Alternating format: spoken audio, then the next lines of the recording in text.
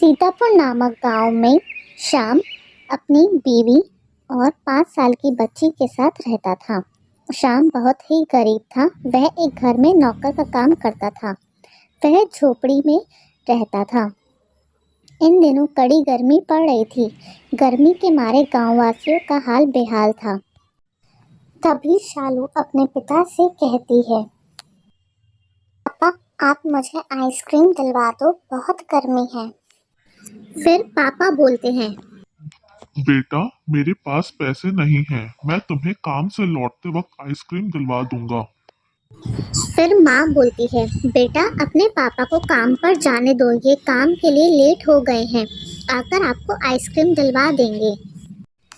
फिर शाम काम पर चला जाता है। फिर वह काम करने लग जाता है। पूरे दिन मेहनत से काम करता है। फिर वह अपनी मालकिन के पास जाता है। मालकिन आप मेरी तनख्वाह दे दो, अब तो महीना भी हो गया है, सामान लाना है घर का। फिर मालकिन बोलती है, श्याम काका अगले सप्ताह ले लेना, अभी काम नहीं चल रहा और अभी पैसों का भी इंतजाम नहीं है, वरना मैं आपको पहले ही दे देती। फिर वह उदास हो जाता है और सोचता है कि मैं अब अपनी बेटी के लिए आइसक्रीम कहाँ से लाऊंगा। और फिर वह उदास होकर अपने घर चल पड़ता है। फिर वह रास्ते में जा रहा होता है कि उसे एक पेड़ पर चुड़ैल दिखाई देती है। आप वहाँ पेड़ पर क्या कर रही हो? तुम्हें मुझसे डर नहीं लग रहा? मैं चुड़ैल हूँ।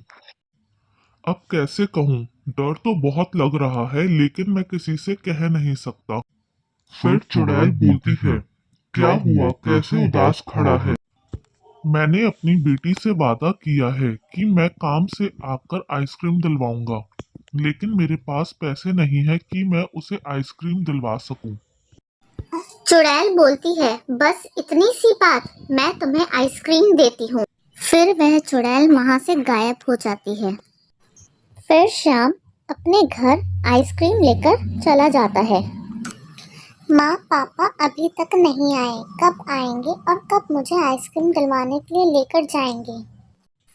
शालू अपने पापा के हाथ में आइसक्रीम देखकर बहुत खुश होती है और फिर बोलती है, पापा आप ये आइसक्रीम कहाँ से लाए? शाम हंसता है और सबको आइसक्रीम दे देता है। फिर घर के सभी लोग खुशी खुशी आइसक्रीम खाते हैं।